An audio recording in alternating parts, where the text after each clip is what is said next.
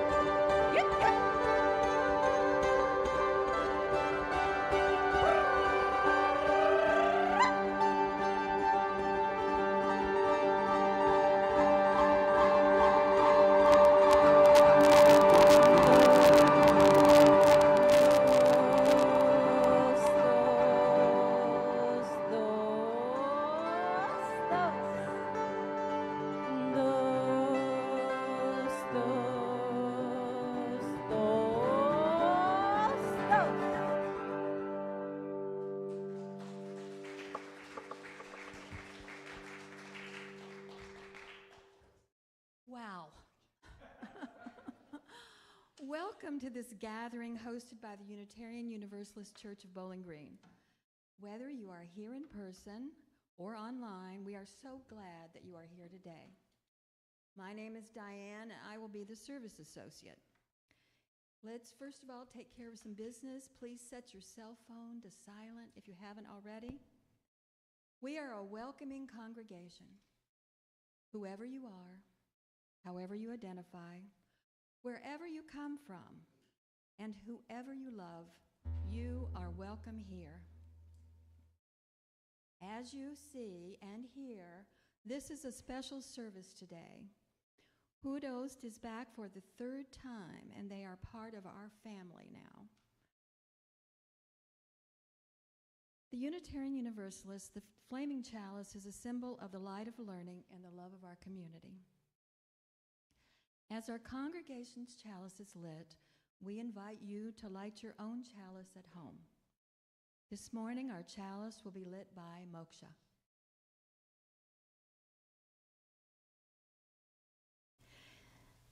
Now Forrest will play Rise Up, O Flame, hymn number 362.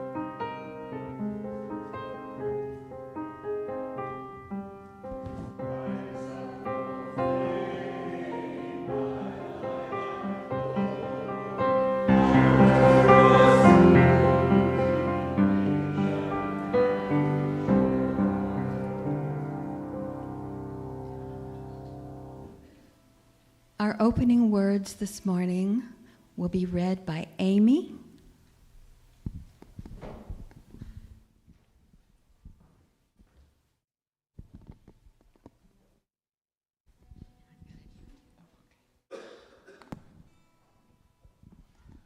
Ubuntu is an ancient African word meaning humanity to others.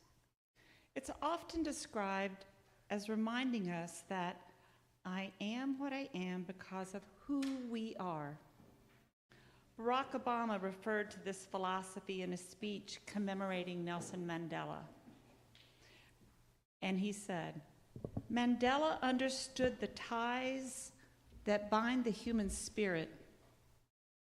There is a word in South Africa, Ubuntu, that describes his greatest gift.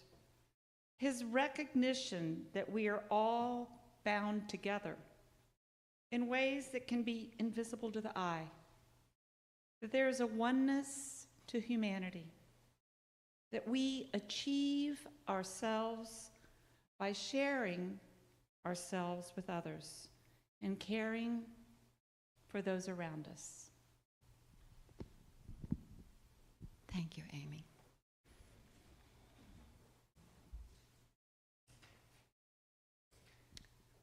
HuDost will perform it again. Thank you. That was a beautiful sharing. And this is partial performance, but maybe we can do this song also as partial meditation and reflect upon where it brings us.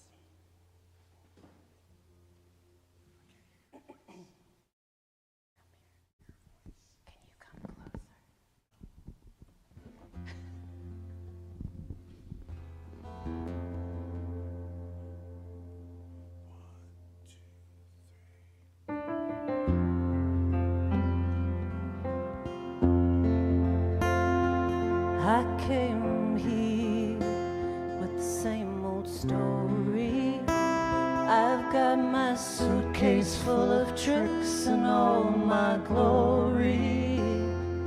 I came through with the same old lies, but let me see if I can use them one more time.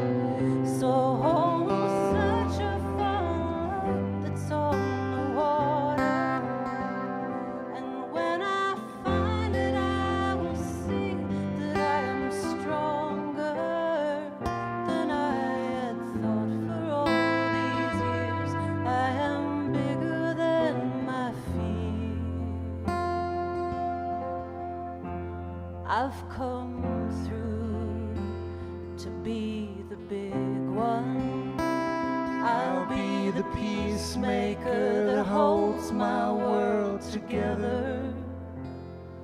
I'm so tired of just appeasing. Maybe it's time to do the work my heart's been needing. So search for the light that's on the water. And when I find it, I will see that I am stronger than I had thought for all these years. I am bigger than my fear. I see the gray that turns to gold. Let the beauty take its hold. Let it be the gratitude that comes right back to me. The searching I've been searching sets me free, sets me free. I've seen the guru, I've seen the priest, and saw their demons right before they served the feast. I've known the beggar, I've known the thief, and saw the God in them that shone more than belief.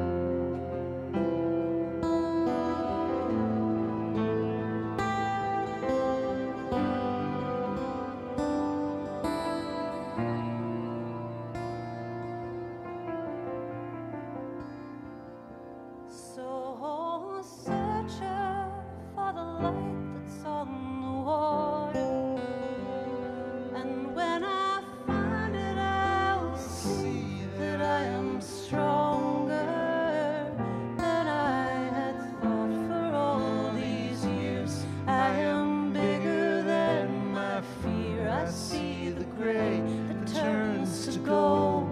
Let the beauty take its hold, and let my search become the soul of the beauty we all know.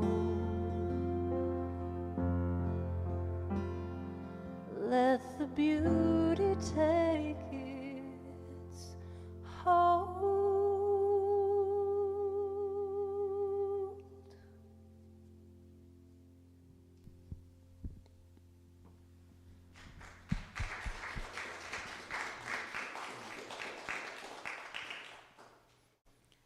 That came out recently, and as soon as it came out, I downloaded it on my phone. One of my favorites. I ask everyone now to read along with me as we read the mission statement of this church. Our mission is to be a caring community that encourages spiritual growth and actively works to improve our society and the environment. You're going to see today compassion, spirituality, and social justice. We're going to live out our mission. At this time, if we have any children, we will sing them out with hymn number 413, Go Now in Peace. Go now in peace, go now in peace. May the love of God surround you everywhere, everywhere you may go.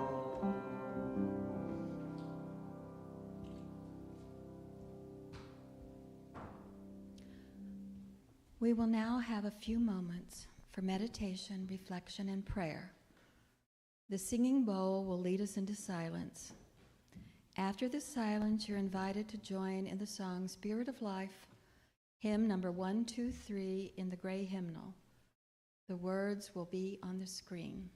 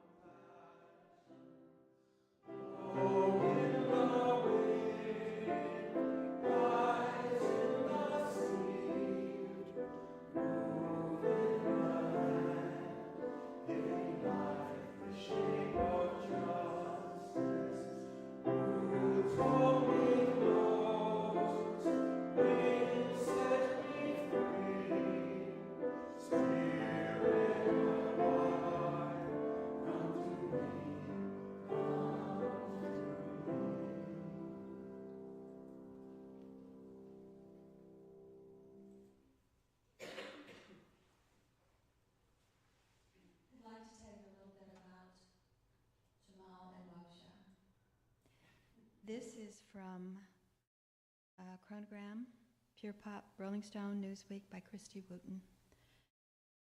Many years before receiving praise from NPR, ranking on the Billboard and radio charts, or winning prestigious awards, something magical happened.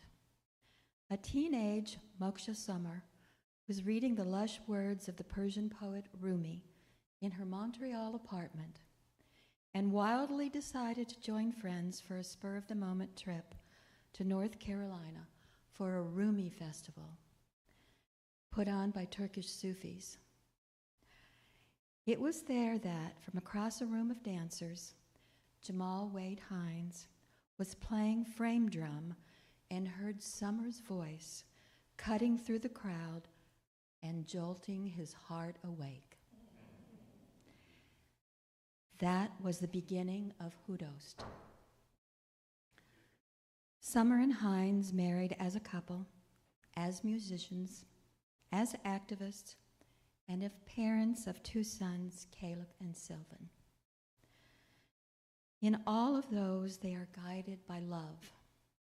They are highly engaged activists doing advocacy work as representatives for One, a nonprofit organization dedicated to end extreme poverty, and also joining forces with other nonprofit organizations.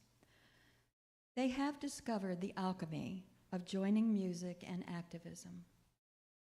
HuDost makes music for the sacred and the profane, driven by Summer's lush, expressive alto and Hines' skilled strumming and electric guitar licks, as sacred as church service, without the identifiers which can separate and shame non-believers. Today, I welcome Moksha, who will be talking about them and their activism. Thank you. Thank you. That's so unique, hearing one's story told through such a beautiful, calm voice, too. So, hi, everybody. That meant a lot to you, sharing that we're part of this community now. This is a really great community to be part of. So, I feel like you just gave our backstory. But as she said, we travel all over the place and get to call this home. I've been contemplating a lot about wisdom recently.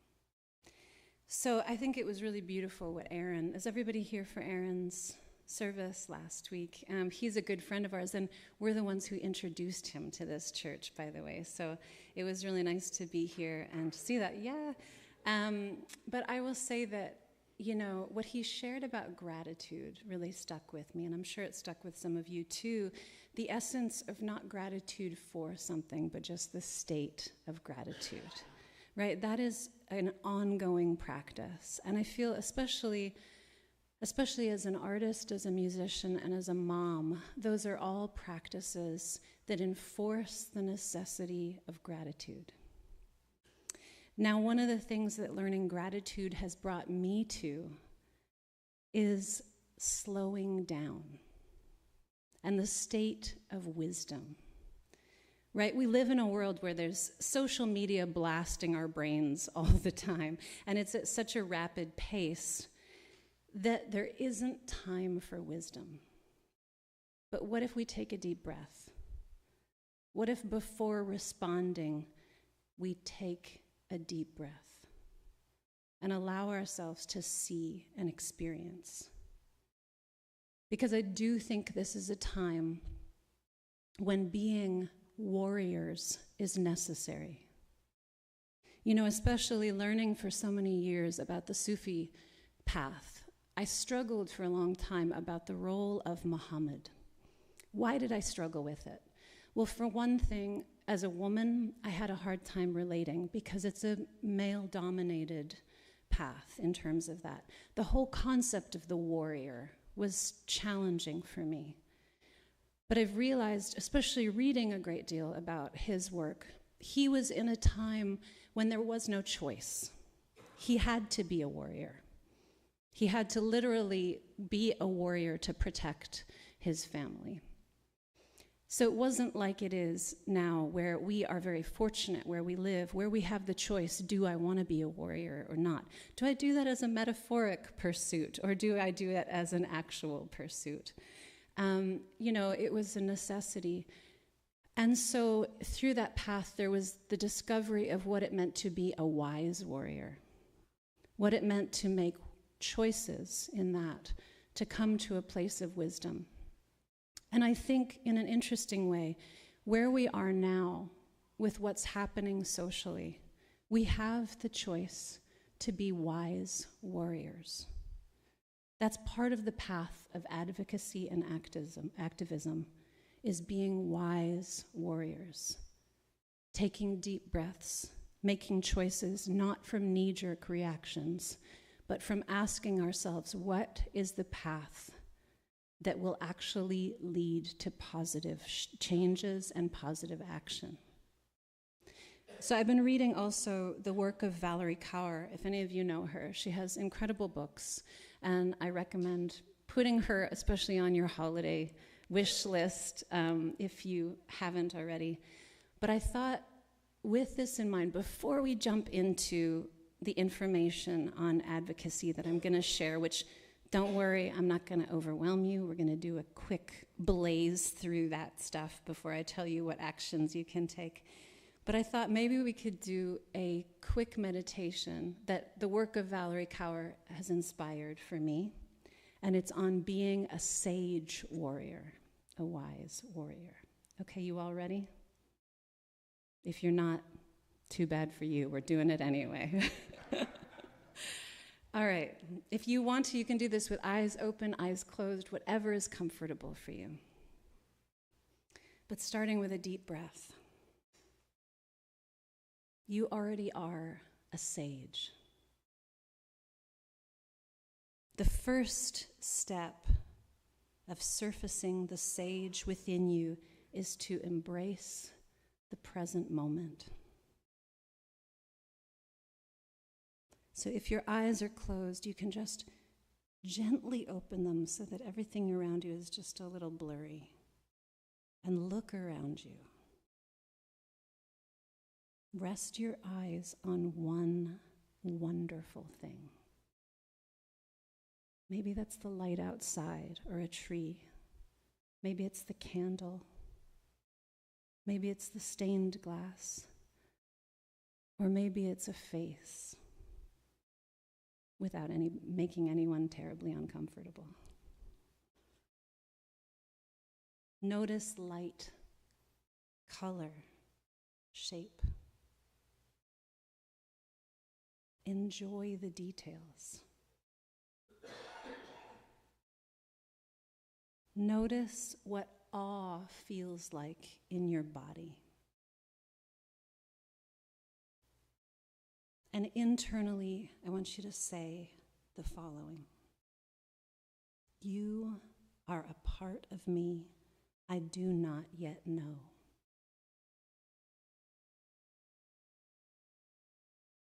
And breathe with that for a moment.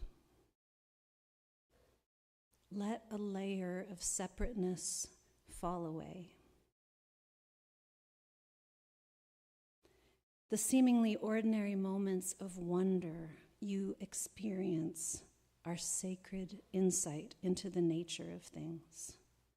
We are oneness. We are a part of oneness, ever unfolding. This is the first step of the sage, to be undone by awe. So now if you still have your eyes closed, I want you to open them just a little bit more and extend this practice to this room, to this space. Look around a little bit at the people around you. Notice faces.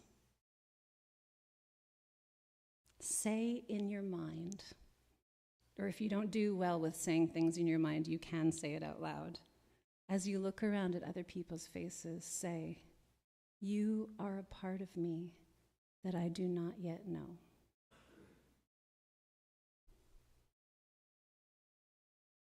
And now, if you want to, you can add terms of family, like sister, brother, mama, child. Brother, you are a part of me I do not yet know.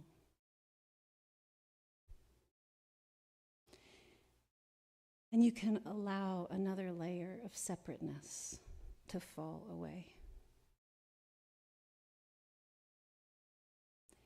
Who we see as us shapes whose stories we hear. We have the ability to hear the stories of others as our own stories that we simply don't know yet.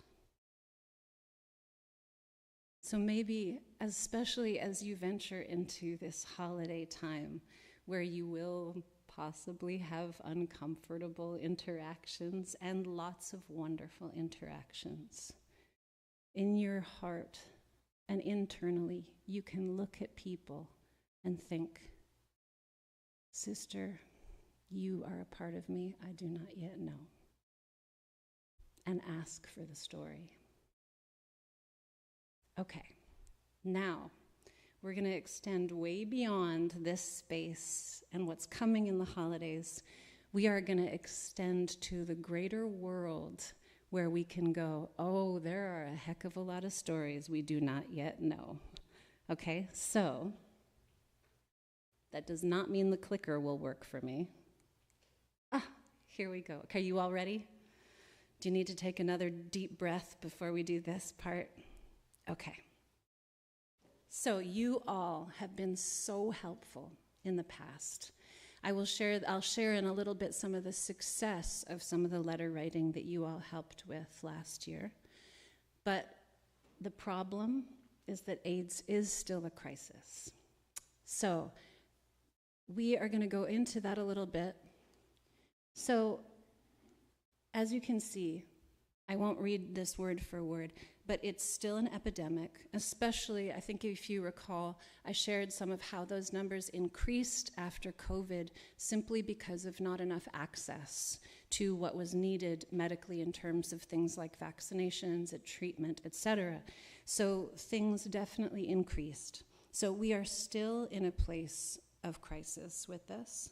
The global COVID-19 pandemic and its social and economic aftershocks slowed progress, right? It wasn't just in terms of health, it was also in terms of economy. So, with the tools we have today, it's unacceptable that AIDS still claims 2,000 lives a day, right? Sometimes the whole thing of AIDS comes up and we think, oh, that's long gone. Everything is fine. 2,000 lives a day are still claimed by AIDS. So we cannot let progress make us complacent in this process. So here is our opportunity, PEPFAR. Do you all remember what PEPFAR is? It's being super peppy for stuff that's far away. No, I'm just... That's terrible, I'm sorry. It's the President's Emergency Plan for AIDS Relief, PEPFAR. That's the shortening of it. So it was established in 2003 by President Bush and bipartisan leaders in Congress. And it's a smart, effective program that works to accelerate progress toward achieving HIV/AIDS epidemic control. So you can read a little bit about it. It operates in more than 50 countries, working with local partners to achieve goals, and the success is the result of 2 decades of bipartisan support across presidential administrations. Bipartisan, you all. And we know in this era that's not easy, right? So this is something we have to keep working with. So PEPFAR's impact. It is a bipartisan success story. Right, PEPFAR has been a beacon of hope in the fight against HIV/AIDS. It's delivered incredible results. So this is what this program has helped save 25 million lives, and 20 million people are on life-saving antiretroviral drugs, right? And this is part of what you all helped to do with your letters last time, was continue the work of PEPFAR. And education and interventions focused on women have helped 5.5 million babies be born HIV-free. So here's something really amazing, is that a lot of work has been done in terms of the education and empowerment of women for who they are in the economy, who they are as mothers in terms of their health, etc. Because, believe it or not, I don't know if you know this, but women are the glue of everything. Did you know that? No offense to men, you all have critical roles as well, but the women are the glue in terms of keeping things functioning and keeping things progressing.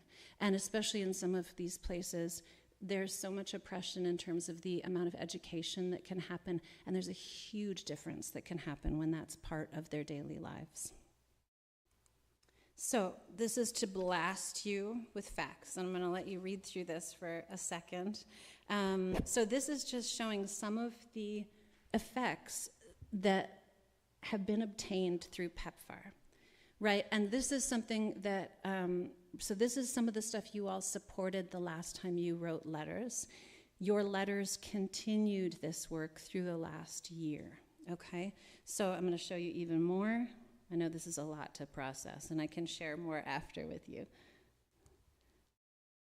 25 million lives saved.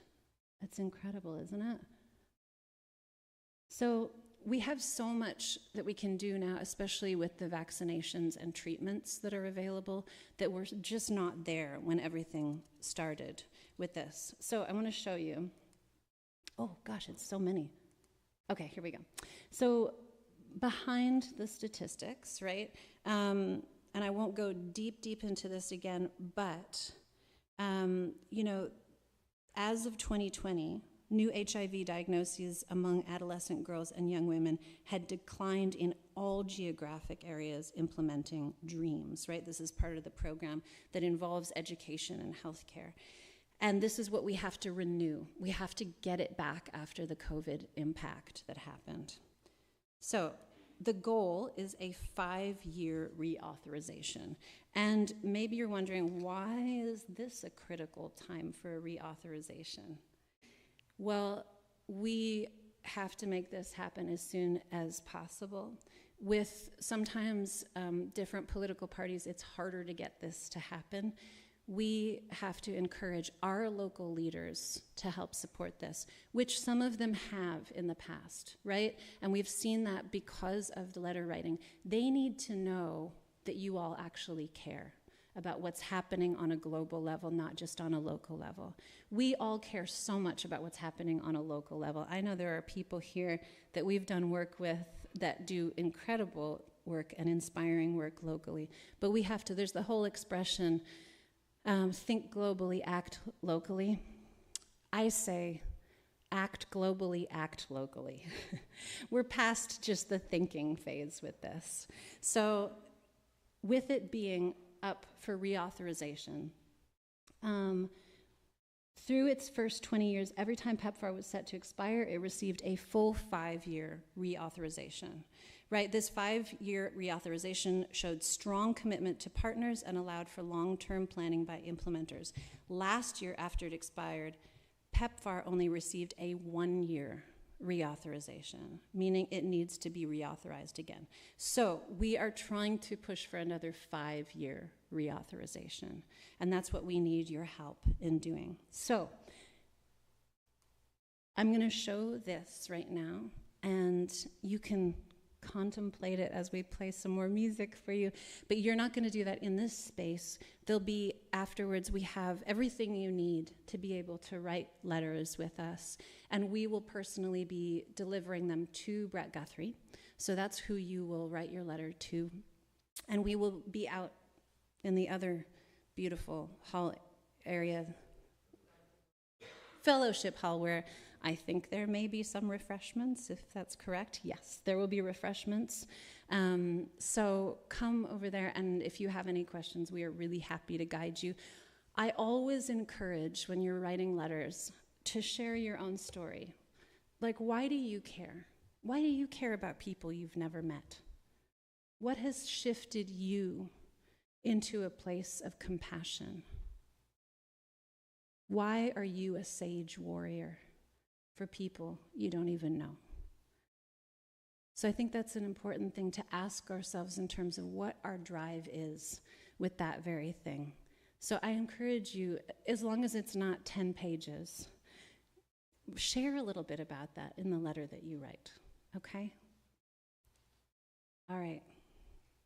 More music?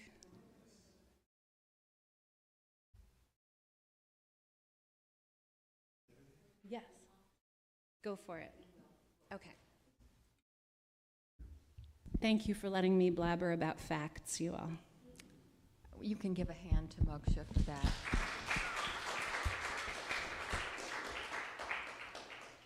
Thank you so much for sharing. That's an important message, and I hope everyone participates today over in the fellowship hall. This congregation and the work we do is supported by the voluntary generosity of all who contribute. The offering is a sacrament of the free church.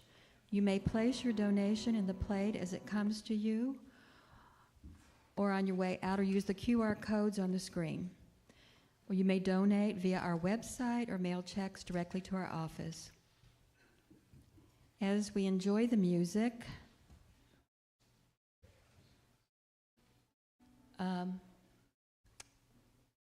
please let the greeters pass the plate. Thank you. We'll just let them. Is it okay to share something about this song while plates are being passed? Oh, of course. Okay. So the last song that we played for you all and this one are new songs that we are just happy to share with you all. And I want to share just a little sneak peek of information, which if any of you are fans of Sista String, they tour with Brandi Carlile. They're the string players that played with Joni Mitchell at the Grammys not that long ago. And we, next week, are putting out this new song that we're about to play for you, and they are joining us as guests on it. So keep your eyes open, follow us on social media if you don't already. So you're getting the bare naked version right now, and you'll get the one with the whole string section this coming week.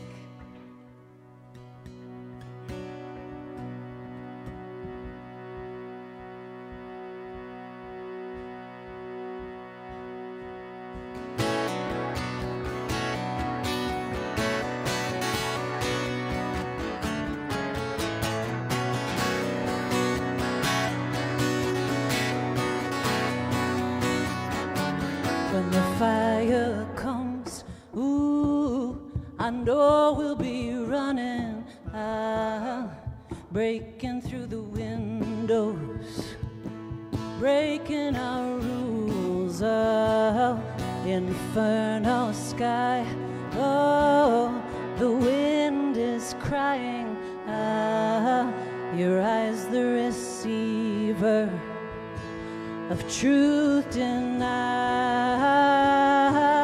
Hot fire, fire on the mountain, fire in the garden of Eden has come.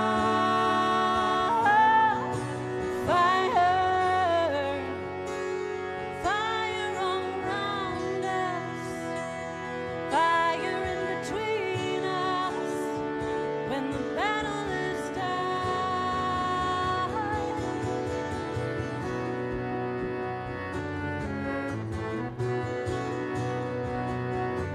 With our hands like thieves, ooh, dancing in the pocket. Ah, redemption is a ghost ship. It sailed away with our careless deeds. Oh, we burned all our bridges. searching for the vices that help us believe.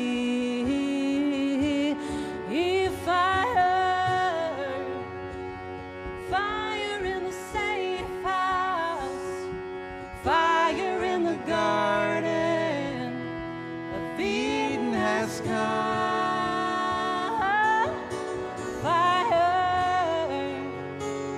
Fire all around us, fire in between us when the battle is done.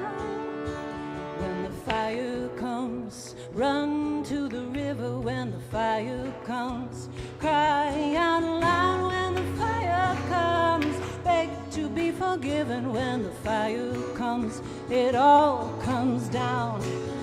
Fire comes, fire, fire comes. Fire comes, fire, fire comes. Fire comes, fire, fire comes. Fire.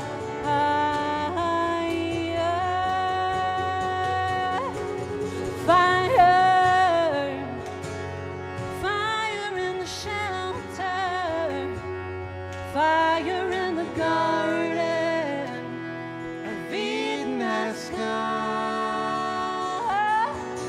Fire, fire all around us, fire in between us when the battle is done. Fire comes, run to the river. When the fire comes, cry out loud. When the fire comes, beg to be forgiven. When the fire comes, it all starts now. Let it come, let it come down to the river. Let it come, let it come down to the sea. Let it rain, let it rain, let it, let it rain, let it rain, let it come.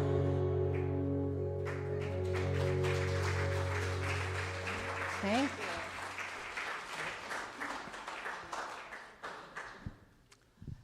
We thank you for these gifts. May we use them wisely in the service of our congregation and for the lovely music as well.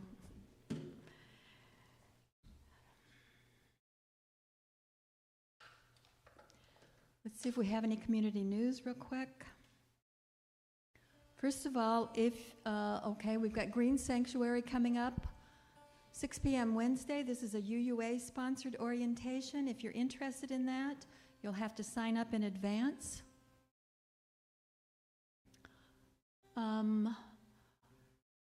If you have questions about Unitarian Universalism or about joining this congregation, please speak with a member of our membership team or email membership@uucbg.org. On second Sundays after the service, you can join a question and answer session with our membership team in the library. Okay, what else? Okay, we've got a winter solstice spiral.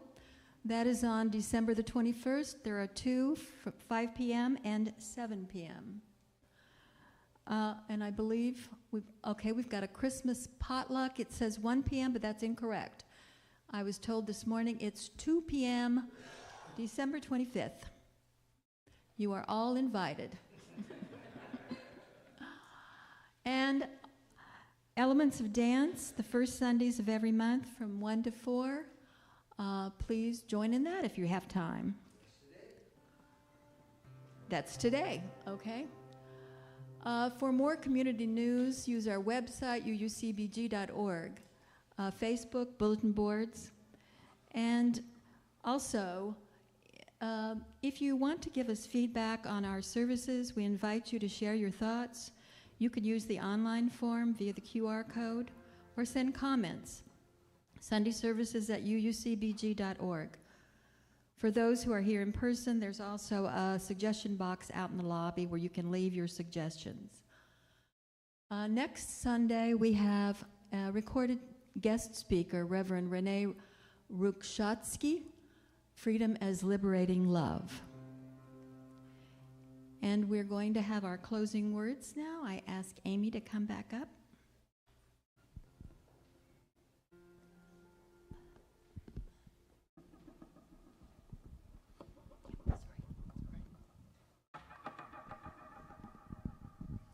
I have walked that long road to freedom. I have tried not to falter. I've made missteps along the way, but I have discovered the secret that after climbing a great hill, one only finds that there are many more hills to climb. I have taken a moment here to rest, to steal a view of the glorious vista that surrounds me, to look back on the distance I've come. But I can only rest for a moment, for with freedom come responsibilities, and I dare not linger, for my long walk is not ended.